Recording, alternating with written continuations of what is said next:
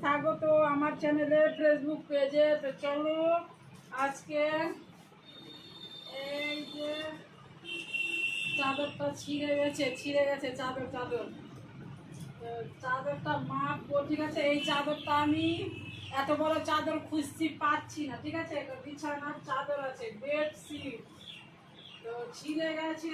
দেখি আমি মেপে নিই, ঠিক আছে। আমি এত খুঁজলাম পাওয়া যাচ্ছে না। মানে এটা বিরাট বড় বিছানা, বড় তো চাদরটাও অনেক বড়। তো চলো দেখে নিচ্ছি। এটা ছিল লম্বা বোধহয় 1 হাত,